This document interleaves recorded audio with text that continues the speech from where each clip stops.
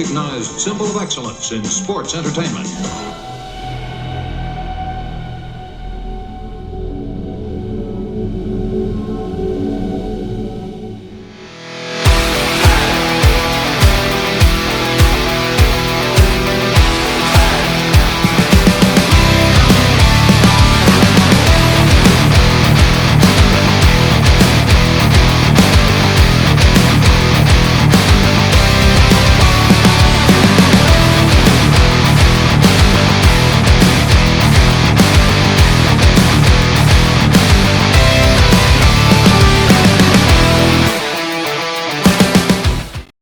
Hello wrestling fans, and welcome to the debut episode of Gotmark76 this week, 2K22.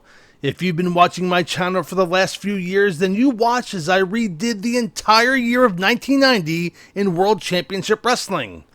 Last year, I did monthly events showcasing some of the fantasy warfare matchups spanning across all eras of pro wrestling.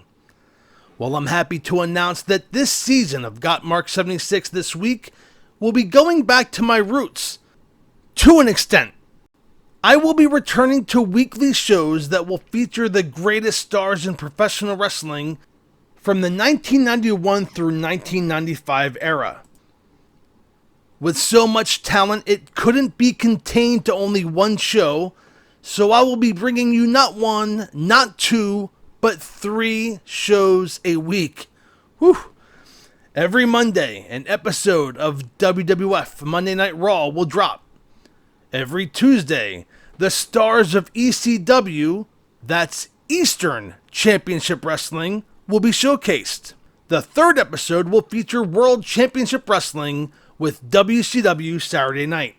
1991 through 1995 had so many roster changes that you may be asking yourself, what promotion will we see Ric Flair or Hulk Hogan wrestle in?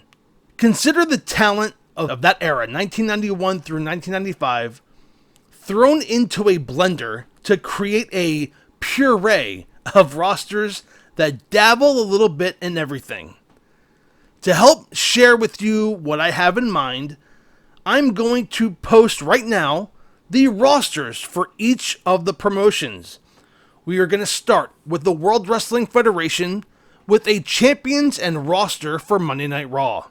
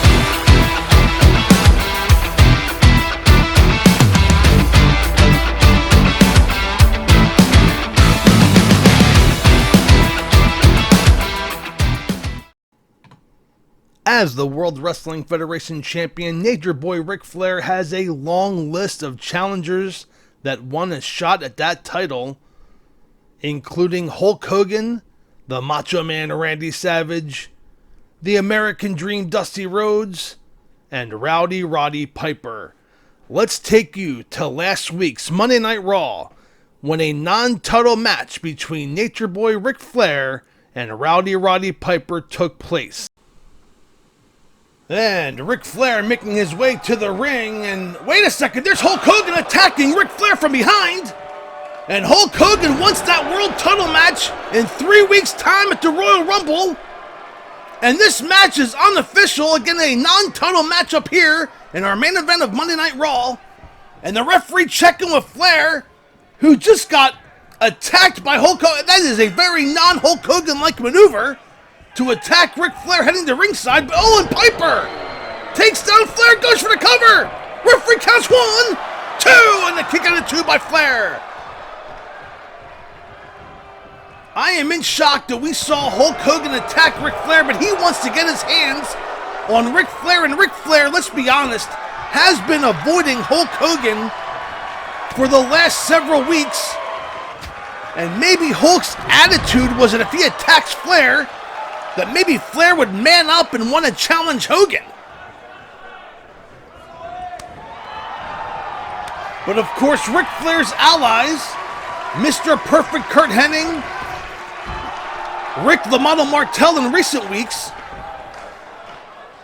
have been doing a good job of keeping the title contenders at bay. I mean, we saw the explosion that happened between Dusty Rhodes and Mr. Perfect just a couple weeks ago as Piper throws Flair back into the ring, goes for the cover 1, and the kick out at 1 by Flair.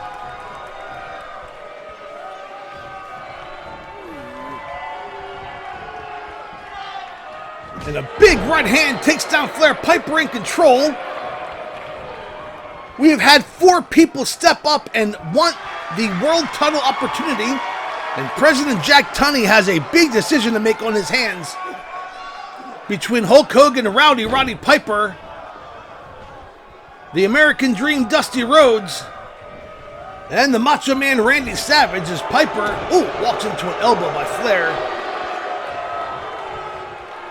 And there's Flair with a big chop, takes down Roddy Piper.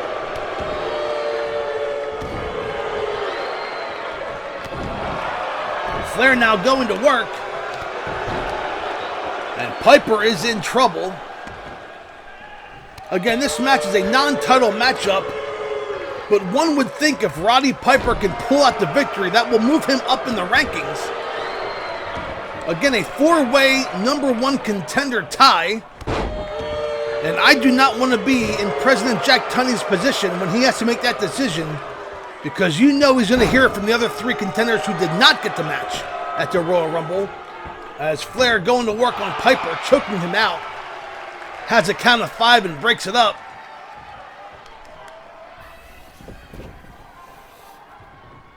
And Flair now going for the cover. Piper down 1, 2, and a kick out barely by Piper. And Flair can't believe it.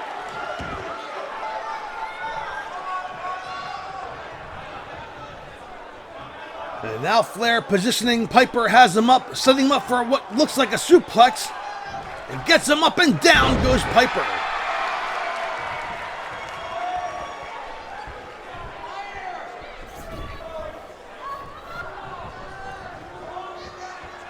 And a kick to the back of the neck. And here comes that patented knee drop across the forehead of Piper, and Flair now can feel it.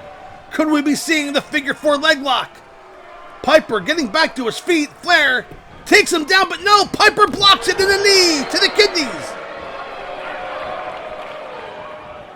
Piper now making a comeback. Throws Flair into the turnbuckle. Piper now, behind the referee's back, raking the eyes of Flair. And Flair can be dirty. Piper can match dirty for dirt. And against the rope goes Flair. Piper now choking out Flair again, having the count of 5 to break the maneuver. And down goes Flair. Piper back in control.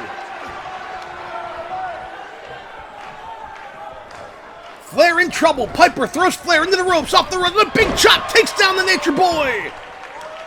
Piper now feeling it. He is in control. Flair is in big trouble. And a high knee lift takes down the Nature Boy. Goes for the cover. Piper on top. Referee counts 1, 2, and a kick out by Flair. It's going to take more than that to put the Nature Boy Ric Flair away. I think Piper knows that. But you just never know. It only takes 3 seconds. And back and forth go Flair and Piper in the corner, knee to the stomach. Piper now in control. Drops an elbow across the throat. Flair is in deep trouble. Piper now throws Flair into the ropes. And there it is! Good night, Irene! The sleeper hold locked in! Can Flair escape? Flair trying to maneuver to get out of this position. The referee's right there asking Flair if he wants to submit. Oh, and Flair gets out of it by dropping down. What a great maneuver on the part of the Nature Boy. And now Flair with a low blow, and that's going to get himself disqualified, and Piper's going to win by DQ. Flair sensed he was in trouble, barely escaped the sleeper hold, and got himself disqualified. And who's the number one contender? So Ric Flair getting himself disqualified, and the world title picture is no more clear than it was at the beginning of this match. Make sure to stay tuned as we find out just who Nature Boy Ric Flair will defend the world title against at the end of the month at the Royal Rumble. Every Tuesday night, the stars of ECW will make their way to the Gotmark76 YouTube channel, but for many of you watching, it may not be the ECW that you're used to. The E in Extreme Championship Wrestling once stood for Eastern Championship Wrestling, and Eastern Championship Wrestling was created after the Tri-State Wrestling Alliance folded the year before. In March of 1993, ECW held their very first TV taping at Radnor, Pennsylvania, at Cabrini College, in which I was in attendance. I am all over the first several episodes of ECW wearing my bright red Phillies jersey and attacking or high-fiving wrestlers at ringside. We'll talk about that attacking story later on. But ECW, in my opinion, from 1993 through 1996, had some of the best wrestling of any promotion during that time frame.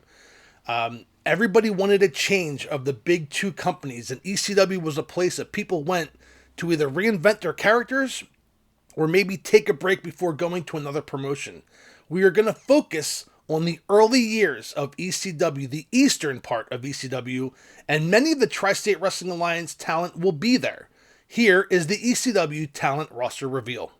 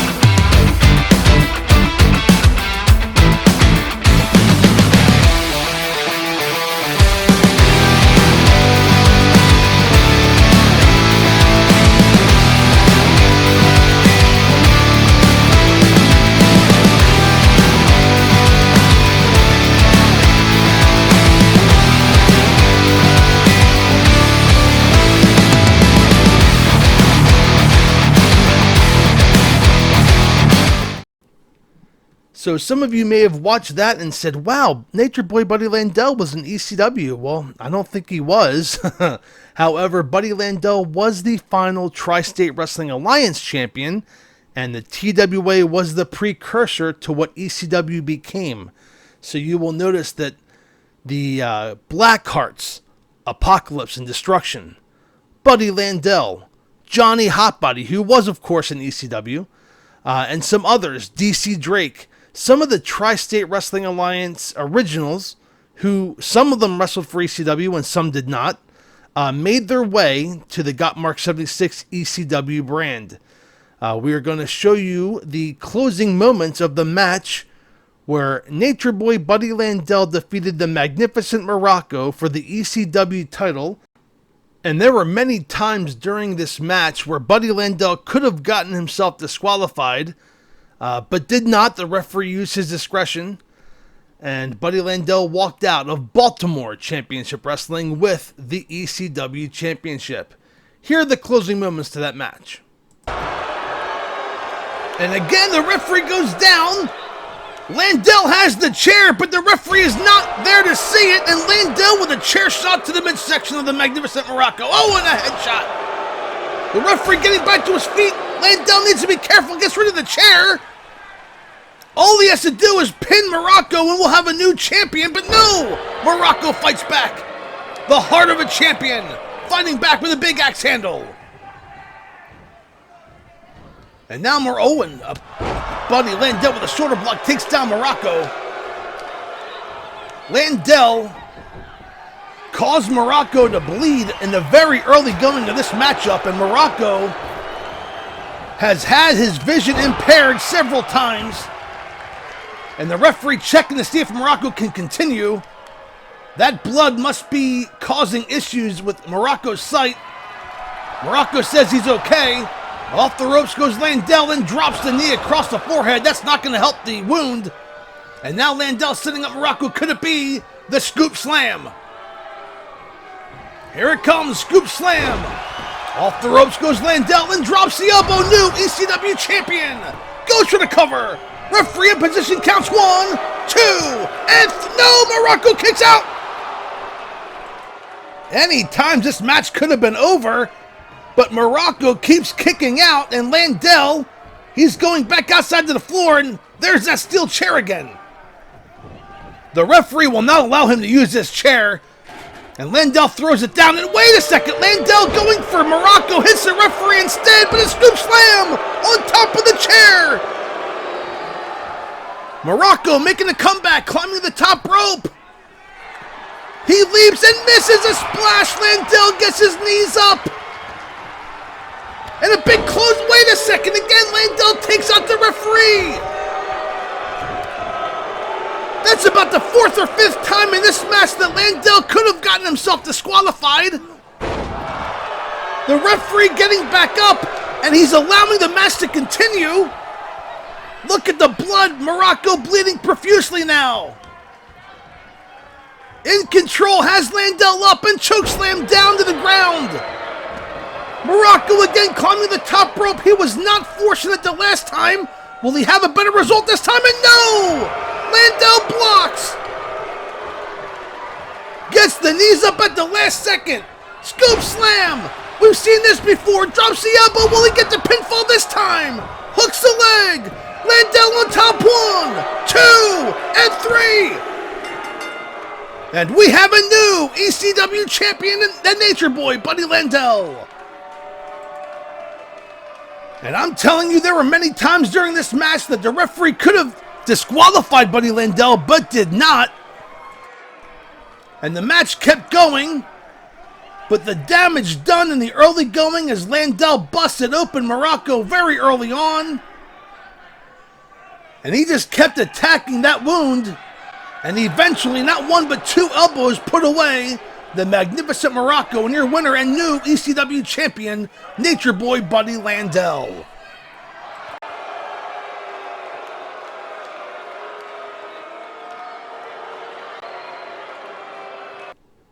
So Buddy Landel defeating Magnificent Morocco for the ECW title, and a long list of contenders I'm sure will be lining up to take on the Nature Boy. Also in ECW starting next week, next Tuesday to be exact, here on Gotmark76 This Week ECW, a TV title tournament will begin. We will be bringing you 2 first-round matches starting next week. And last but not least, the stars of World Championship Wrestling will be coming your way on the Gotmark76 This Week every Saturday night with WCW Saturday Night. Here is a list of the champions and rosters for WCW.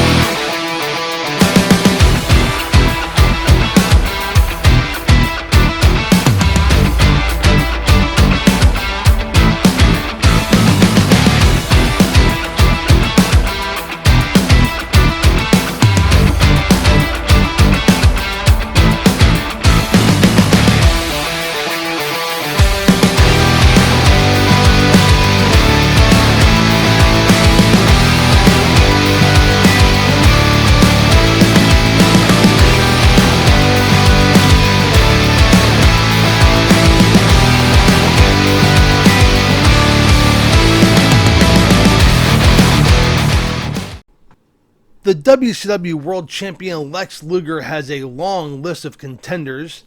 The number one contender currently is the All-American Ron Simmons, followed by Ricky the Dragon Steamboat, and then the number 3 contender Sting. However, Lex Luger's manager Harley Race has added some security to help protect the World Heavyweight Champion in the form of Big Van Vader, Mr. Hughes, and Big Sid Vicious. We'll see if that helps keep Lex Luger the WCW World Heavyweight Champion. Let's end today's debut 2K22 show with a match featuring one of the heavy for Lex Luger as Big Van Vader takes on Johnny B. Bad. And this ought to be an interesting matchup as Big Van Vader takes on Johnny B. Bad. Johnny B. Bad again looking to work up the rankings in the World TV title contention. And Big Van Vader more or less a hired gun for the total package. Lex Luger, big clothesline, takes down Johnny B. Bad. Harley Race has assembled himself a group of, well, let's call them thugs. I mean, they are big, strong men protecting the total package Lex Luger. When Lex Luger won the world title, we saw Harley Race and Mr. Hughes enter the equation.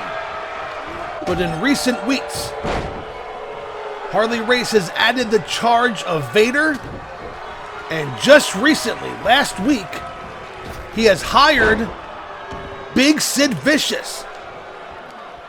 So if you are, let's say, Ricky the Dragon Steamboat, Nikita Koloff, Sting, and you want to challenge Lex Luger for the world title, in the back of your mind, you may also have to contend with Mr. Hughes, Vader, and Sid Vicious. The cards will definitely be stacked against Ron Simmons when he gets his world title match at the Clash of the Champions coming up in just a few weeks. And Johnny B. Bad in the ring with Vader. Again, Johnny B. Bad looking to work up the rankings to the TV title rankings.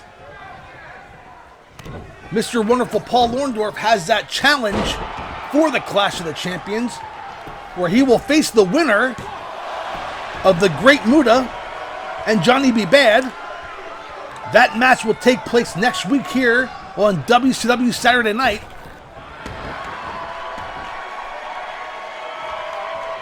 And I can't think that if things go the way that they could go in this matchup, that Johnny B. Bad will be in any shape to wrestle next week against the Great Muta. I mean, the Great Muta is a guy that you need to be in top shape anyway. I mean, the cardio alone of the Great Muta. But Johnny B. Bad may be banged up after this matchup. I mean, we saw what happened with Ron Simmons and Joe Thurman and all these wrestlers that Big Van Vader has taken out.